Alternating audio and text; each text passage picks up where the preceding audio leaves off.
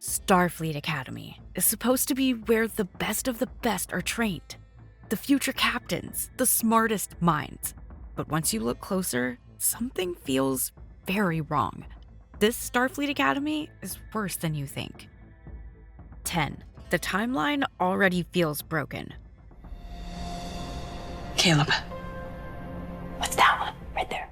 Let's start with where this show even takes place. It's set far into the future, long after the Federation basically collapsed. Warp travel stopped working for a while, planets were cut off, everything fell apart.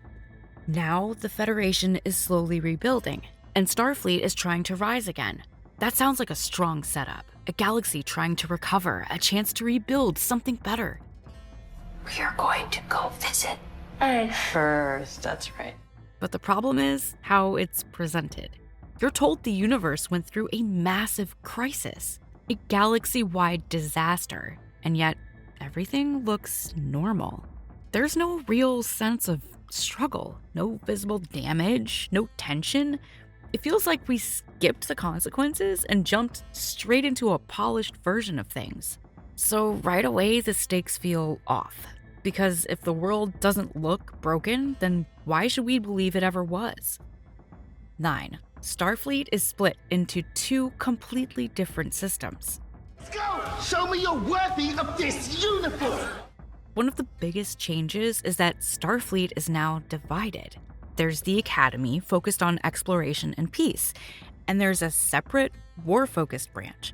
That sounds interesting on paper, but in execution, it creates confusion.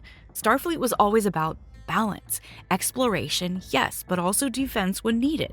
That mix is what made it strong. Now it feels like two extremes. One side is overly idealistic, the other is purely military. And the Academy, which should train future leaders, feels disconnected from real danger. Like it's pretending the galaxy is safe when it clearly isn't. That gap makes everything feel less believable. 8. The main character shouldn't even be there. One day, when we have our own ship. Now let's talk about Caleb. He's the main character, and honestly, his entire presence raises questions. He has a criminal past, a history of trouble. He's not stable. He's not disciplined. And yet he gets accepted into Starfleet Academy? Think about that for a second. This is supposed to be the place for the most elite candidates. People who are calm under pressure, smart, responsible. You just stop telling the story. Be a part of it. So why would they bring in someone like him? The show tries to explain it with a deal. Join the Academy and he gets help finding his mother. But that feels more like a shortcut than a real reason. Because realistically, training someone like this is a risk. And Starfleet doesn't usually take risks like that with leadership positions. 7. Training happens on a starship for no reason. Show me you're worthy of this uniform! I want to be captain. Here's another strange choice. The cadets are put on a starship almost immediately. That sounds exciting, but it doesn't make sense. Starfleet Academy is supposed to train people first, teach them the basics, build their skills, then send them into space. Instead, this show skips that process. They're thrown into a real mission environment before they're ready. And the ship itself feels off. It's huge, almost like a cruise ship, not a practical starship.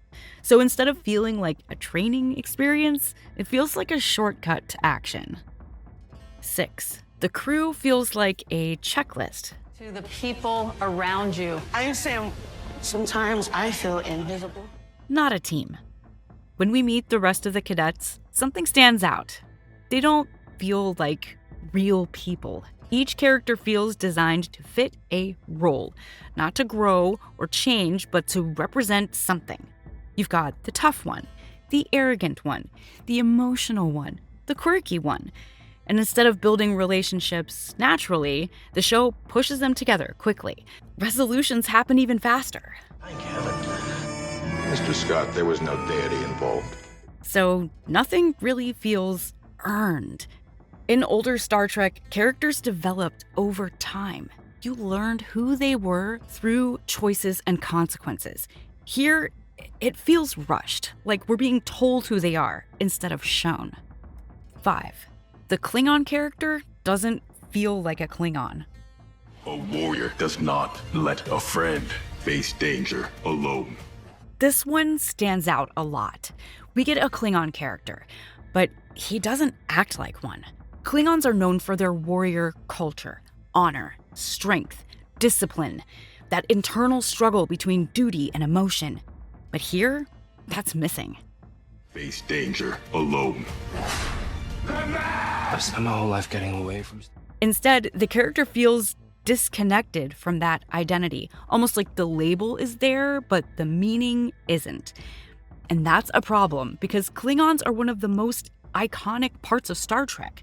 If you remove what makes them unique, they stop feeling real. 4. The villain's plan makes no sense. I'm so sorry. You hold on to how much you hate me right now, kid. Then we get the main conflict of the episode. A villain shows up. He attacks the ship, and his goal is to steal the warp core. But here's the issue. He already has advanced technology, the kind that can disable ships easily. So why risk everything for something like a warp core? Something. It is coming with a big red bow. It feels like the story needed a reason for the conflict, so it created one, without thinking it through. And when the motivation doesn't make sense, the tension disappears, because you're not worried about what happens. You're questioning why it's happening at all. 3. The technology breaks its own rules. There are moments where things just don't add up. A hologram interacts physically with people. That shouldn't happen. A captain is forced into a chair by something that shouldn't have physical presence. And characters use outdated tools when advanced solutions should exist. These are small details, but they add up because Star Trek has always cared about internal logic. Even when things were fictional, they followed rules. Here, those rules feel inconsistent. 2. The tone undercuts every serious moment. Is anybody listening? Man, why does everything have to be a... This might be the biggest issue. Anytime the show tries to be serious, something interrupts it. A joke, a sarcastic comment, a quick line that breaks the tension. And while humor is fine, timing matters. If you remove tension too quickly, nothing feels important, nothing has weight. With the arm of the chair. No, Mr. Spock. I meant, what happened to us?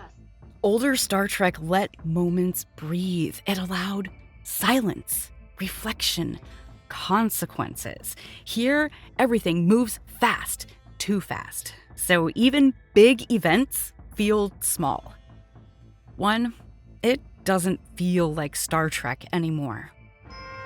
Mind, Spock. Just get on with the job. When you put everything together, this is the biggest problem. It just doesn't feel like Star Trek. Star Trek was about exploration, ideas, big questions about humanity and the future. It made you think. This feels different. Faster, simpler, focused more on surface level moments than deeper meaning. And that's why it feels off. Because the name is still there, the setting is still there, but the core feeling is missing. It's time for you to stop. Starfleet Academy was supposed to show the future of Starfleet, but instead, it shows just how far it's drifted.